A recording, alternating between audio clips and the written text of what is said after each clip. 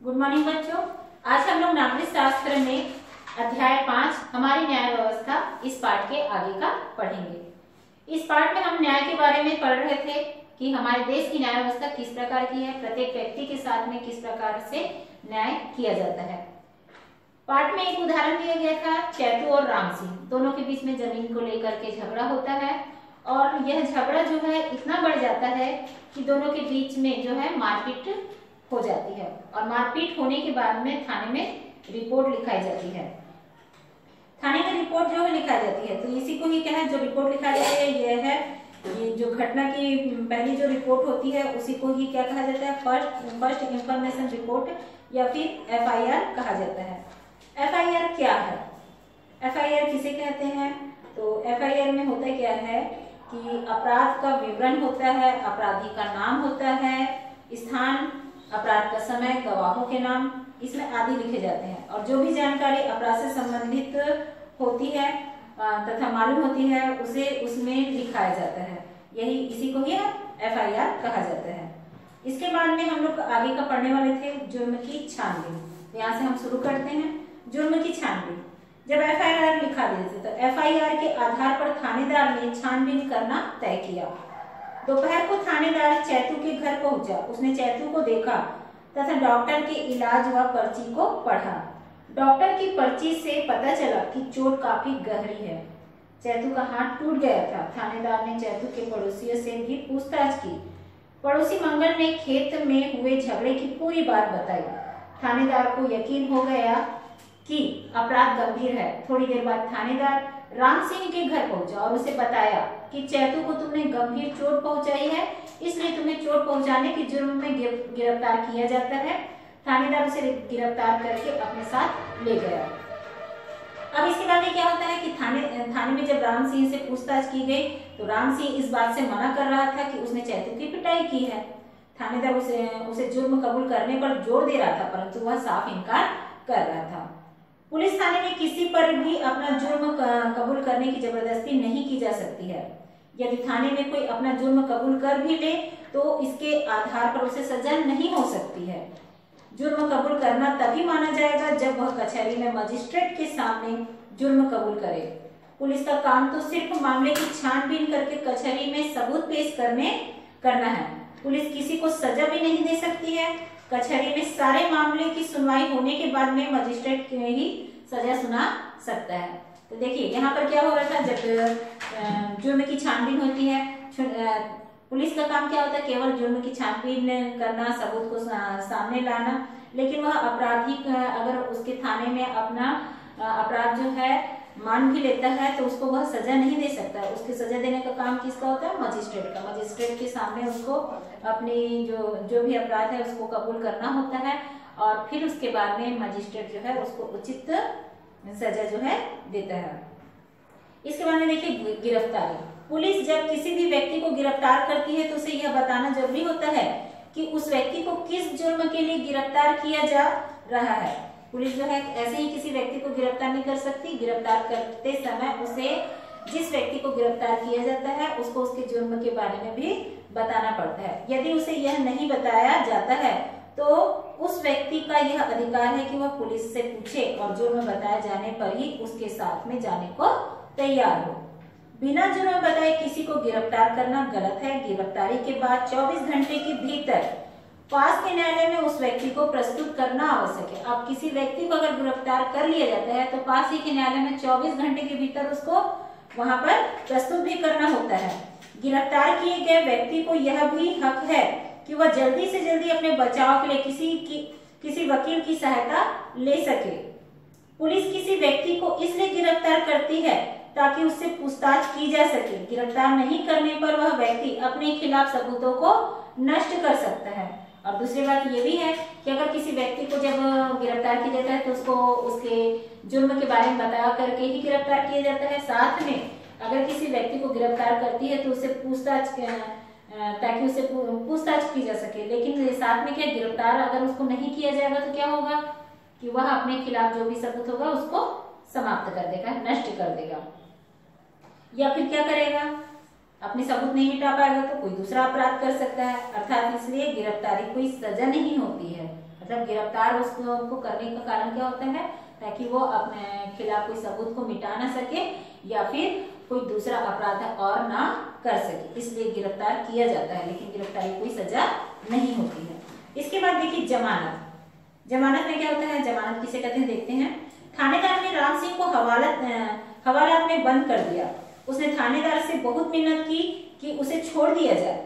थानेदार ने राम सिंह को बताया, तुम्हें जमानत पर ही छोड़ा जा सकता है। कोई व्यक्ति जिसके पास पैसे, जमीन जायदाद इत्यादि हो वह तुम्हारी जिम्मेदारी ले सकता है। जमानत क्या होता है कि जब कोई व्यक्ति को गिरफ्तार कर लिया जाता है तो कोई अन्य व्यक्ति जो है उसकी जमानत कराता है, तो जमानत कराने के लिए उसको क्या करना पड़ता है, मतलब अपने पैसे या तो उसको कुछ रकम यानी कि पैसे या फिर अपनी जमीन जायदाद जो है उसके के आधार पर उसकी जिम्मेदारी ली जाती है, तब जो है उसकी जमानत होती है। यदि तुम्हारे पास खुद की जमीन पैसा हो तो तुम भी अपना बांड मुचलका यानी जमीन जमानत राशि भर सकते हो। और जो व्यक्ति जैसे जिसको गिरफ्तार किया गया, अगर उसके पास में खुद के इतने पैसे हो या फिर जमीन जायदाद हो तो वह जमानत की राशि जमा करके जो है जेल से छूट सकता है। राम सिंह के पास 15 एकड़ जमीन थी, अतः उसने अपना बांड खुद भरा। थानेदार ने कहा, जब भी तुम्हें कचहरी में बुलाया जाएगा तो तुम्हें वहां हाजिर होना पड़ेगा, अब तुम घर जा सकते हो। उसके बाद में अब देखिए, जब यहाँ पर गिरफ्तारी हुआ, गिरफ्तारी के बाद में जमानत किस प्रकार से होता है ये भी जान गए हो। अब जमानत होने के बाद में अब उसके ऊपर तो केस चल ही, मतलब केस तो बन ही गया है, तो केस बन गया तो सबसे पहले पहली पेशी होती है। पहली पेशी में क्या होता है, राम सिंह को मजिस्ट्रेट के सामने प्रस्तुत किया गया। पुलिस की तरफ से सरकारी वकील ने राम सिंह द्वारा किए गए जुर्म की बात मजिस्ट्रेट के सामने बताई। एफआईआर की प्रति और डॉक्टर की रिपोर्ट भी दी तथा चैतू को गंभीर चोटें पहुंचाने का आरोप राम सिंह पर लगाया गया। जो घटना घटी थी वो सारी घटना जो है मजिस्ट्रेट के सामने वकील के द्वारा राम सिंह के सामने रखी जाती है। मजिस्ट्रेट ने राम सिंह से पूछा कि आप अपना जुर्म मानते हो? राम सिंह ने मना कर दिया। मजिस्ट्रेट ने अगली पेशी की तारीख दे दी। जब राम सिंह जो है अपनी जुर्म को नहीं मानता है तो मजिस्ट्रेट जो है अब सबूत चाहिए, सबूत के आधार पर ही तो किसी को सजा होती है। तो पहले तो कोर्ट में बहस होता है और बहस के दौरान जो भी बातें हुई रहती हैं वो सारी बातों को सामने रखा जाता है। लेकिन राम सिंह जब मना कर देते हैं तो मजिस्ट्रेट जो है अगली तारीख दे देता है कोर्ट में फिर से प्रस्तुत होने के लिए। गवाह और पेशी, अब यहाँ पर पहली पेशी हो गई। अब उसके बाद में जब मजिस्ट्रेट ने अगली पेशी की तारीख दी थी तो वहां पर अगली पेशी में क्या होता है, गवाह और पेशी। राम सिंह अपने कक्ष में कुछ दोस्तों के नाम गवाही के लिए दिए थे। राम सिंह जो है अपने पक्ष में कुछ दोस्तों के नाम गवाही के लिए दिए थे। चैतू ने जो रिपोर्ट थाने में लिखवाई उसमें गवाह के रूप में एक पड़ोसी और मंगल किसान का नाम था। इन सबको मजिस्ट्रेट का आदेश मिला कि उन्हें कचहरी में गवाही देने के लिए उपस्थित होना है। अब राम सिंह और चैतू दोनों को ही अपने अपने पक्ष में गवाहों के नाम मजिस्ट्रेट को दे चुके थे, तो मजिस्ट्रेट ने उनको कचहरी में प्रस्तुत होने के लिए आदेश दिया था। 15 दिन बाद जब दूसरी पेशी की तारीख आई तब सब गवाह द्वितीय श्रेणी के मजिस्ट्रेट की कचहरी में पहुंचे। अब द्वितीय श्रेणी के मजिस्ट्रेट की कचहरी में पहुंचे, पुकार हुई और गवाहों ने बारी बारी से घटना के दिन की सारी बातें बताई। दोनों पक्ष के वकीलों ने गवाहों से पूछताछ की। दोनों पक्ष के वकील भी थे, दोनों पक्ष के गवाह भी थे।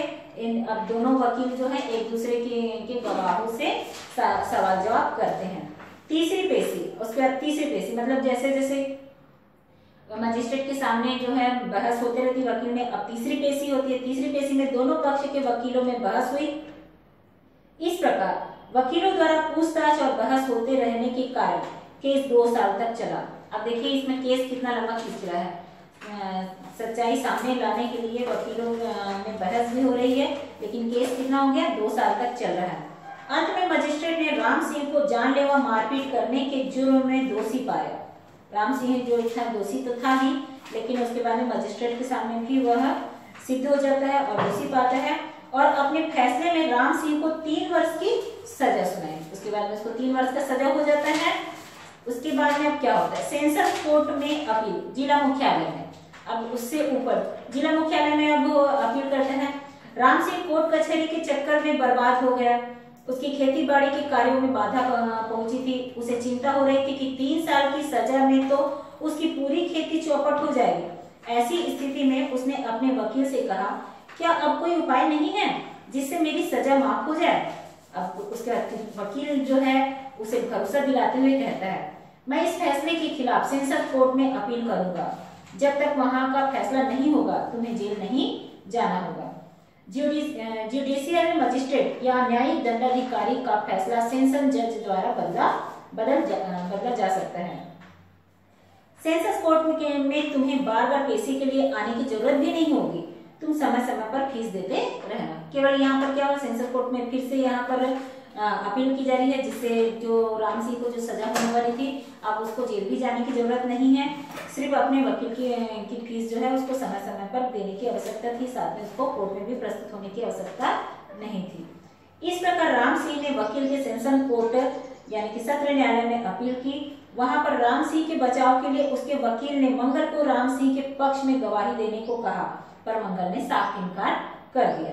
यह मामला 1 साल तक चला। सेशन जज ने राम सिंह को सजा 3 साल से घटा करके 2 साल कर दी। अब यहाँ राम सिंह को फिर से सजा तो हो रही है, बस फर्क क्या हुआ कि उसकी सजा जो 3 साल की थी उसको घटा करके 2 साल कर दी गई, क्योंकि राम सिंह यहाँ भी अपराधी घोषित हो जाता है। उसके बाद देखिए क्या होता है, उच्च न्यायालय में जाता है। राम सिंह फैसला सुनकर दुखी हुआ, किंतु उसने हार नहीं मानी। उसने अपने वकील से पूछा कि इस सजा से बचने का क्या उपाय है। अब देखो फिर से वह सजा से बचने को पाए। यहाँ पर सजा से बचने के लिए उसने क्या, सेशन कोर्ट में अपील की। अब फिर उस सेशन कोर्ट में भी उसको सजा हो जाती है, तो वह फिर से अपने वकील से पूछता है कि सजा से बचने के लिए उसको क्या करना हो। तो वकील फिर उसको सलाह देता है कि उच्च न्यायालय में फैसला बदला जा सकता है। वकील ने कहा कि हर राज्य के लिए एक उच्च न्यायालय होता है, यह राज्य का सबसे बड़ा न्यायालय होता है। किसी भी मुकदमे के फैसले के खिलाफ इस न्यायालय में अपील की जा सकती है। उच्च न्यायालय में मुजरिम और गवाहों को नहीं बुलाया जाता है, केवल केस फाइल के आधार पर बहस होती है और फैसले होते हैं। राम सिंह के कहने पर वकील ने उच्च न्यायालय में अपील की। उच्च न्यायालय, अब देखो उच्च न्यायालय क्या होता है। उच्च न्यायालय को सर्वोच्च न्यायालय भी कहते हैं।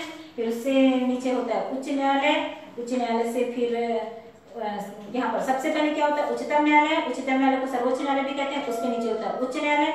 उच्च न्यायालय से नीचे होता है जिला एवं सत्र न्यायालय, और जिला न्यायालय से नीचे होता है जिला न्यायालय, यानी कि उसमें जिला न्यायालय भी 2 प्रकार का होता है। उसमें 2 प्रकार के मामले जो हैं होते हैं, एक होता है दीवानी मामले और दूसरा होता है फौजदारी मामले। तो दीवानी मामले जो होते हैं वो जिला न्यायालय में चलता है, और जो फौजदारी मामले होते हैं वो सत्र न्यायालय में चलता है। जिला न्यायालय में के नीचे क्या होता है, व्यवहार न्यायाधीश, इसमें वर्ग 1 के लोग होते हैं।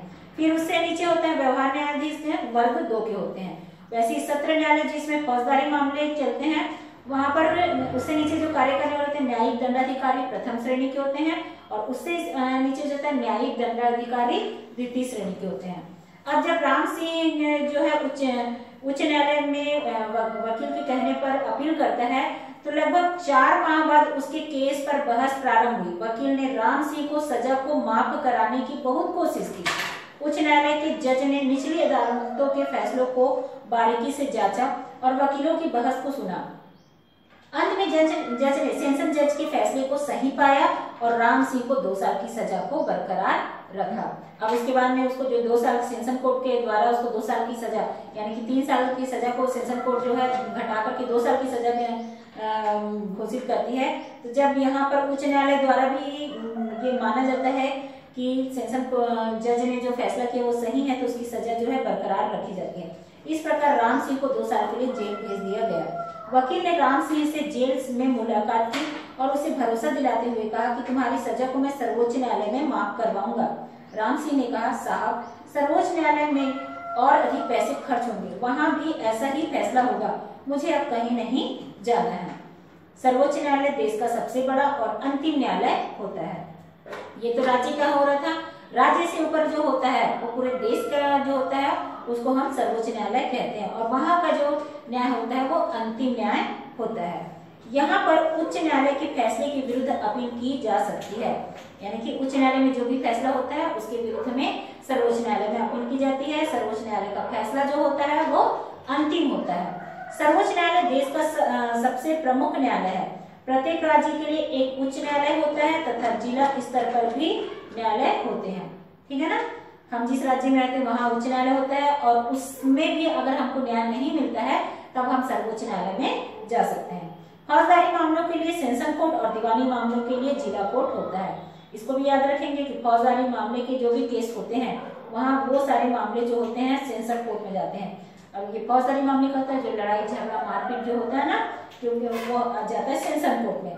और यहाँ पर चैतू और राम सिंह के बीच में लड़ाई झगड़ा ही हुआ था, मारपीट हुआ था, इसलिए ये केस कहाँ गया? सेशन कोर्ट में, क्योंकि ये फौजदारी मामला था। और वहाँ वहीं पर अगर दीवानी मामले यानी कि जमीन जायदाद से संबंधित जो भी केस होते हैं वो जिला कोर्ट में जाता है। अब आप समझ गए होंगे कि राम सिंह का मामला सबसे पहले मुख्य न्यायिक दंडाधिकारी द्वितीय श्रेणी के न्यायालय में गया, इसके बाद जिला के सत्र न्यायालय और राज्य के उच्च न्यायालय में गया। इस प्रकार न्यायालय की व्यवस्था तहसील, जिला, राज्य एवं देश में की गई है। ठीक है ना। सबसे पहले न्यायालय की व्यवस्था क्या तहसील में होता है, फिर उसके बाद में जिला में होता है, आप जिस जिले में रहते हो, उसके बाद में राज्य में होता है, फिर उसके बाद में देश में होता है। हमारे राज्य का उच्च न्यायालय जो है बिलासपुर में है, क्योंकि हम छत्तीसगढ़ में रहते हैं तो छत्तीसगढ़ का उच्च न्यायालय कहाँ है? बिलासपुर में है। तथा हमारे देश का, जो कि भारत देश में हम रहते हैं, तो भारत देश का उच्च न्यायालय जो है दिल्ली में है। तो अपने बुक में इसके छत्तीसगढ़ का जो उच्च न्यायालय बिलासपुर में है उसका चित्र जो है देख भी सकते हैं। तो इस प्रकार से हम लोग आज के न्याय व्यवस्था के बारे में जाने हैं कि किस प्रकार से हमारे देश की जो न्याय व्यवस्था है वो उचित न्याय करती है। और न्याय के लिए अगर जैसे कहीं भी अपराध हो रहा है तो सबसे पहले जो है तहसील में मुकदमा चलता है, तहसील से जिला में, जिला से राज्य में, और राज्य में भी हमको उचित न्याय नहीं मिलता है, यानी कि उच्च न्यायालय में अगर हमको उचित न्याय नहीं मिलता है तो हम सर्वोच्च न्यायालय की शरण में जा करके न्याय मांग सकते हैं। तो इस प्रकार से आज हम न्याय व्यवस्था के बारे में जाने हैं और यह पाठ जो है यहाँ पर समाप्त होता है।